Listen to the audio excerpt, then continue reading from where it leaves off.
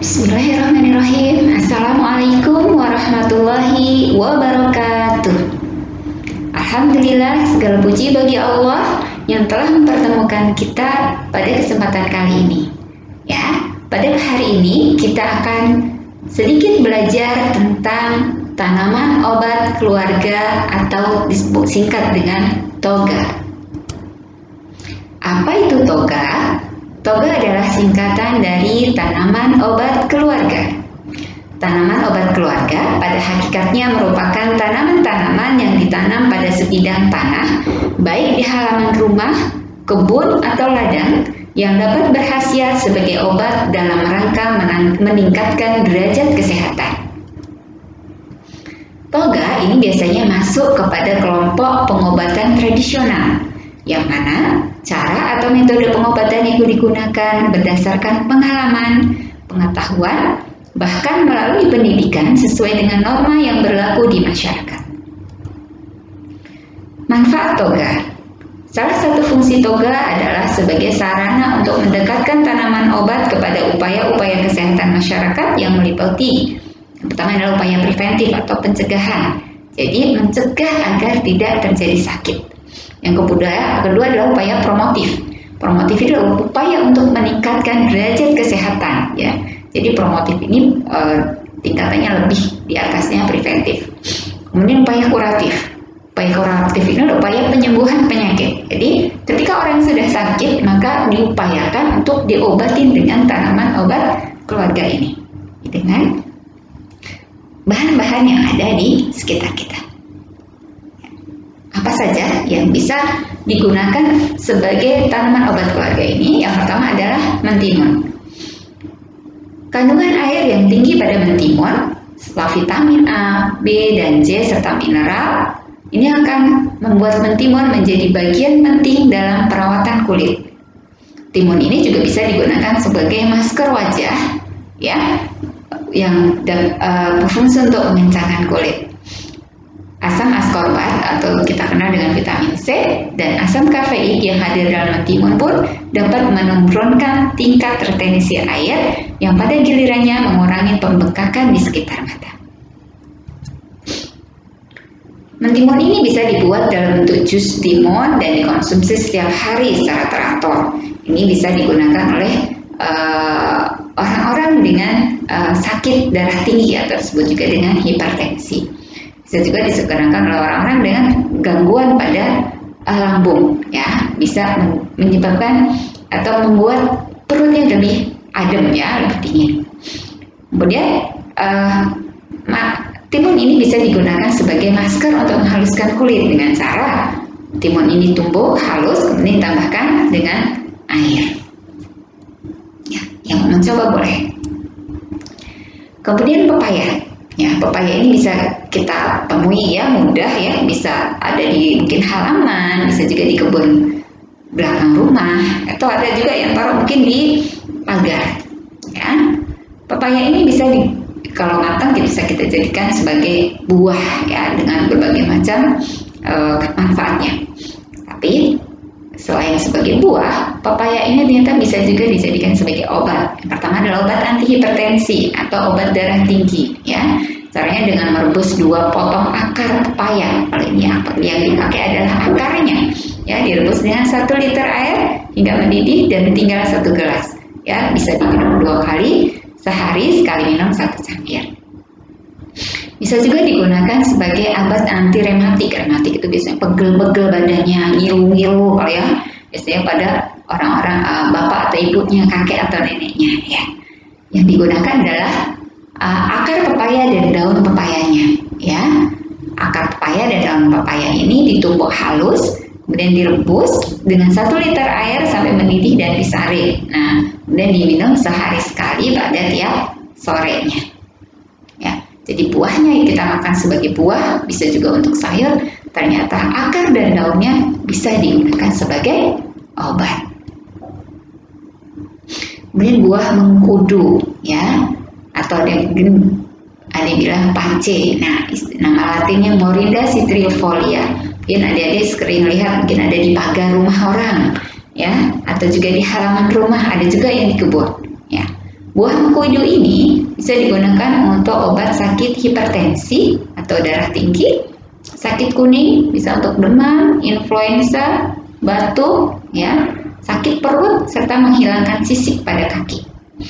Adapun kandungan zat dalam mengkudu antara lain morindabiol, morindol, morindin, damna kantal, metil asetil, asam kapril, dan sorandiol.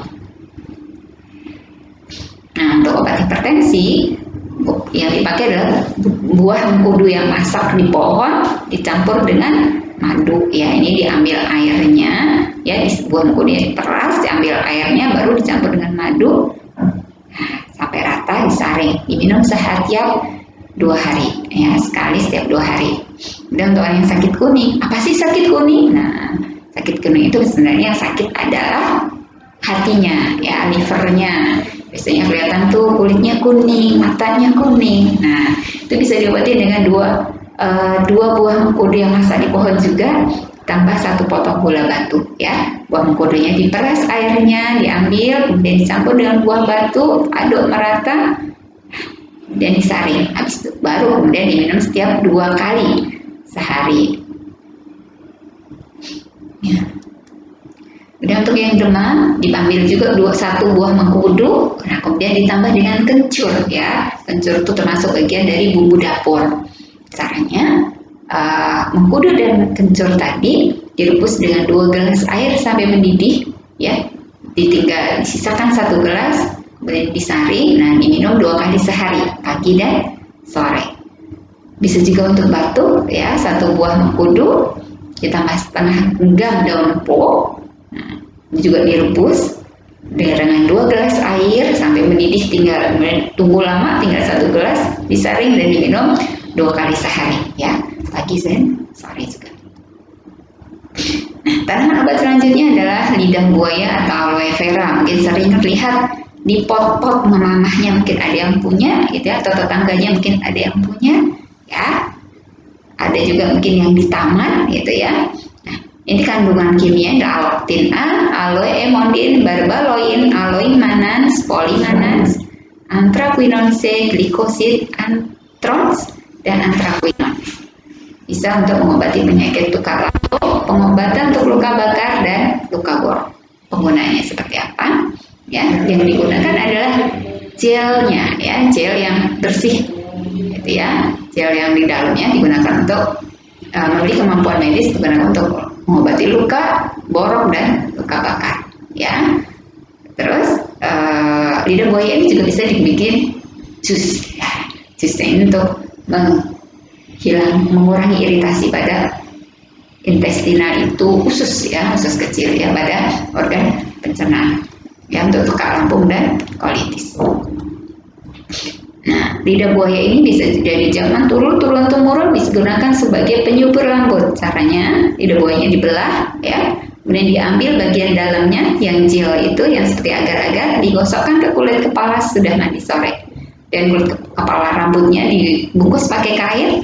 Nah, dan baru besok paginya dicuci, ya. Bisa dilakukan setiap seminggu 3 kali. Kemudian untuk yang luka bakar ringan, baik tersiram air panas, kena mungkin percikan minyak panas, gitu ya, bisa dengan menggunakan daun lidah buaya ini dicuci bersih, kemudian ambil bagian dalamnya juga, ya, bagian gel itu ditempelkan pada bagian tubuh yang terkena api atau air panas atau minyak panas. Nah, lidah buaya bisa juga digunakan untuk pengobatan bisul, ya, dengan ditumbuk ditambah sedikit garam. Nah, tempelkan pada bisulnya. Untuk sakit kencing manis atau sakit gula, atau orang biasa tak kenal dengan nama diabetes, 1 batang lidah buaya dicuci bersih, dibuang durinya, dipotong-potong seperlunya aja. Kemudian direbus dengan 3 gelas air sampai tinggal separuhnya, dan diminum sehari 3 kali, sekali minum setengah gelas setelah makan. Tanaman obat selanjutnya adalah melati, ya. Ini bunga melati yang harum, hanya harum, mungkin sering kita temuin di pagar-pagar, ya. Semerbak ini kalau mekar. Nah, kandungan kimianya adalah yang manfaatnya besar untuk pengobatan antara lain indol, bensil, dan lifalacetat. penyakit yang dapat diobati dengan melati ini adalah kelebihan ASI ya. Jadi ibu yang habis melahirkan mungkin karena ASInya berlebih jadi bengkak, nah itu bisa diobatin dengan tanaman melati ini. Bisa juga untuk pengobatan sakit mata, demam, sakit kepala, sesak nafas. Penggunaannya untuk sakit mata ya, 1 genggam daun melati, kalau ini pakai daunnya, kemudian ditumbuk halus, nah kemudian ditempelkan kepada dahi. Ditempelkan di dahi, jika sudah kering diganti dengan yang baru. Nah, atau kalau untuk demam dan sakit kepala sama, yang dipakai juga 1 genggam daun melatinya ditambah 10 bunga melati ya, kemudian diremas-remas dengan tangan, kemudian direndam dengan air dalam baskom ya, diremas-remas 10 daun melati dengan bunganya direndam dalam air. Nah, airnya itu digunakan untuk mengkompres dahi. Dan untuk sesak nafas cukup diambil 20 lembar daun melati serta kasih garam secukupnya ya. Bahan tersebut direbus dengan 3 gelas air sampai mendidih hingga tinggal 2 gelas dan kemudian disaring. Ya, cara penggunaannya dengan ditempelkan di sekitar buah dada ya setiap pagi sebelum mandi. Mudah-mudahan dengan ikhtiar tadi sesaknya berkurang atau hilang ya.